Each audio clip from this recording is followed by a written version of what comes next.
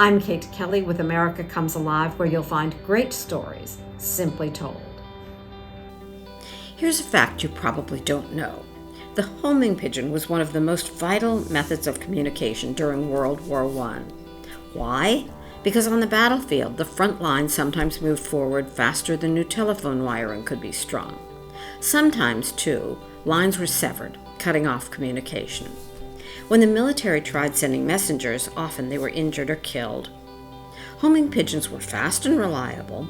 They carried messages in thin tubes attached to their legs, and pigeons could work despite bombardments, dust, smoke, fog, and bad weather.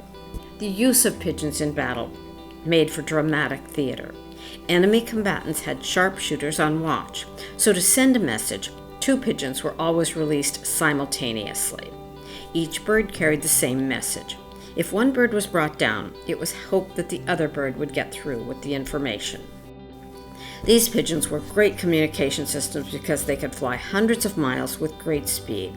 The only drawback was that they flew only one direction, home.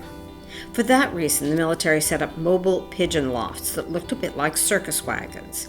The pigeon homes could move along with the military units. Pigeons served in every military branch. Tank units dispatched pigeons to relay locations of hidden machine gun nests. Pilots released birds mid-air to transmit reconnaissance information. Ships and seaplanes could use carrier pigeons when there were radio failures or emergencies. The release of the pigeons provided information about where the crews could be found.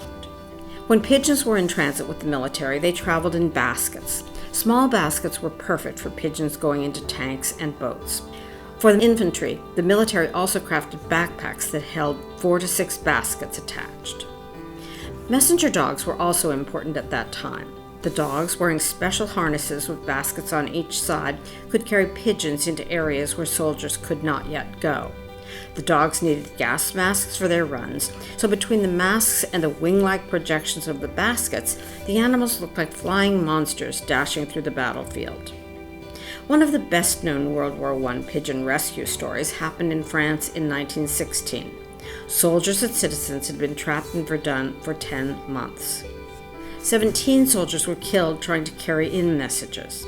The French military needed to know the status of those who were trapped, so finally they turned to a messenger dog whose handler was still in Verdun.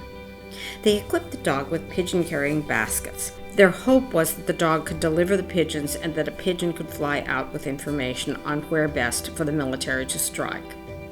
As the dog neared Verdun, he was hit by a German sniper. The dog fell, but he was close enough that soldiers dashed out to carry him in. The commander quickly wrote a return message specifying their whereabouts, and they attached the message to the pigeons that had arrived with the dog. When the birds were released, one was hit by a sniper immediately. The other pigeon fluttered at first, but ultimately rose into the sky, taking with him the hope of those trapped in Verdun. Based on the information received, the French military successfully targeted their attack and finally brought down the Germans on the ridge. At last, Verdun was free, all with the help of a pigeon. I'm Kate Kelly with America Comes Alive. Look around and see what inspires you.